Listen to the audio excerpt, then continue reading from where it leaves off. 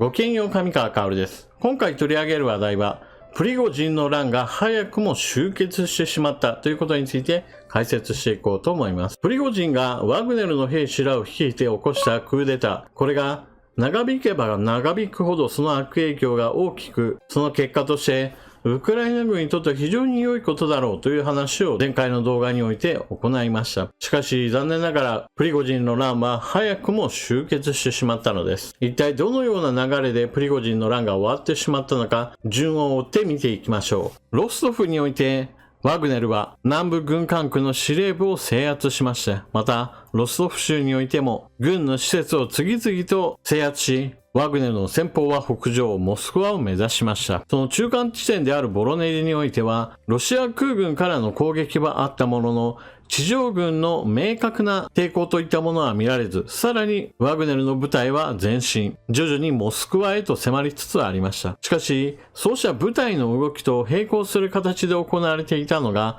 政治的な駆け引きです。プーチン大統領やロシア軍上層部はプリゴジン氏との交渉に失敗しました。プーチン大統領は明確にワグネルを反乱分子として認定し、これらの動きに参加した人たちは国家に対する反逆者であるとして弾劾したのです。それゆえに話し合いによってクーデターを収める手立てがなくなってしまったわけです。しかし、そこに助け舟を出したのがベラルーシのルカシェンコ大統領です。ルカシェンコ大統領はプーチン大統領との電話会談を行い、このクーデターの落としどころを探りました。その上でルカシェンコ大統領はプリゴジン氏との協議に臨み、この事態を収めるための合意を取り付けたのです。本来であればベラルーシのルカシェンコ大統領はこのクーデターには関係のない人物です。だからこそ今回はその立場が有効となりました。当事者間同士においてはもはや抜き差しならぬ関係に陥っている状態の中においては、むしろこうした関係のない人物の方が救いの手にもなるというわけです。しかし、落としどころとなった決め事は、プリゴジン氏にとっては少なくとも本来望んだものではなかったはずです。というのも、プリゴジン氏はかねてからロシア軍上層部に対する強い批判を行ってきました。しかし、ショイグ国防相、ゲラシモフ参謀総長の地位については、全く影響がない合意がなされたのです。ワグネルは兵を聞き、プリゴジン氏はクーデターの罪を問われないものとして、ベラルーシへ亡命。そしてクーデターに参加したワグネルの兵士たちについても同じく反乱罪を適用されない。その上でワグネルの兵士たちはロシア国防省との契約を行い、ロシア軍の指揮下に戻り、戦線へと再投入されることとなったのです。つまり、プリゴジン氏にとってはこのクーデターによって得られたものは基本的にはありません。彼は今現在においては命を保証されてはいますが、プーチン大統領からしてみたら、クーデターの首謀者が生き残ったということでもあり、いずれは彼に対する暗殺計画が持ち上がってくることでしょう。しかし、このような条件を受け入れてでも、プーチン大統領にしてみれば、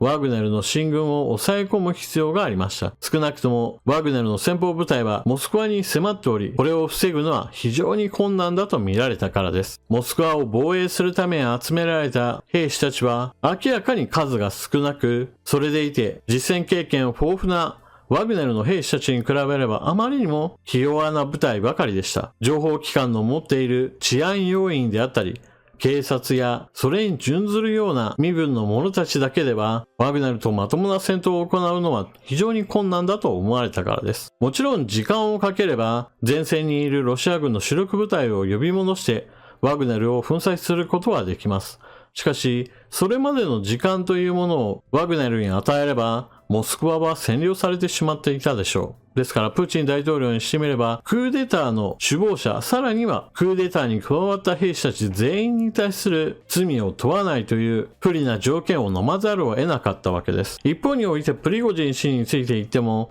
彼にしてみれば弾劾していた人物について誰一人責任を問われることもなく、しかも彼自身はワグネルとの関係を断ち切らざるを得なくなりました。亡命先であるベラルーシからはおそらく彼は一生出ることができないでしょう。つまりアフリカに広がったワグネルのネットワークからは彼は切り離されてしまうわけです。おそらく今後ワグネルは組織としては解体されるか、ロシア本国の誰かに乗っ取られてしまうこととなるでしょう。というわけでワグネルの部隊が撤退することが決まりました。南部軍管区の司令部その建物の出入りを抑えていたワグネルの戦車は撤退が決まって移動し始めました。兵士たちも次々と車両に乗って街を離れていきます。街の中での戦闘が起こらなかったことから、市民からは見守られながらの撤退となります。また、首謀者であるプリゴジン氏については、この黒い車に乗っているのですが、市民から握手を求められ、これに応える形で街を去っています。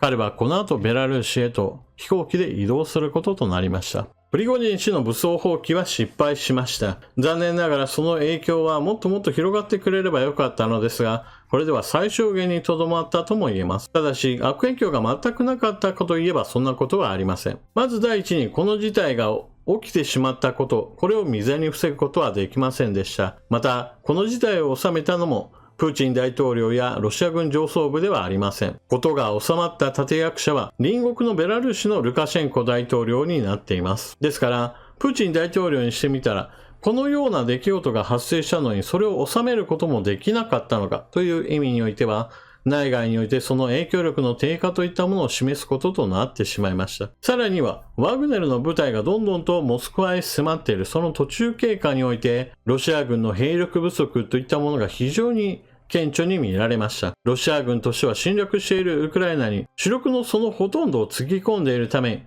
内情としてロシア本国がガラ空きにも近い状態であったことを示したわけです。また、ワグネルによって撃墜されたヘリは6機、さらには輸送機1機を撃墜され、これはロシア空軍にとって1日における打撃としては最大のものとなったと言われています。その上で、ロシア空軍のパイロットたちが次々と失われてしまったというのに、クーデターにおける参加者たちは、首謀者も一般兵士たちもその全てが罪を不問とされたために、ロシア空軍としては非常に怒りがたまることでしょう。そういった面でも、プーチン大統領に対する不満というものは存在するはずです。そして、この後、ワグネルの兵士たちがどのようなことになるかについてもお話をしておきましょう。まず第一に、首謀者であるプリゴジン氏は、ベラルーシに亡命となったわけですが、彼の影響を離れたワグネルの兵士たちは、クーデター分子として今後扱われるわけで、徴用されるわけではありません。前線に投入される時においては、彼らが集団として力を発揮しないように、おそらくは各地に分散して配置された上で、危険な任務に優先的に当てがわれ、時間の経過とともにどんどんとすり減らされていくことでしょう。つまり、ワグネルの集団としての戦闘力は、今後は失われていくのは確実でしょう。なお、ウクライナ軍は、こうしたロシア側の混乱に乗じて各地において攻撃を激化させています。今のところ目立った動きとしては、南部ヘルソン州において水位の下がったドニプロ川、この川を浮き橋を使って戦車を対岸へと揚陸させたのではないかといった話などが出ています。こうした動きはワグネルがもうちょっとクーデターを長く続けていれば、もっともっとロシア軍の傷口を広げることが可能だったでしょう。プリゴジン氏の武装蜂起計画については、以前からずっと練られていたんだと主張する人たちがいますが、残念ながら今回の事態を見る限りにおいては、全く計画性のなさ、もしくは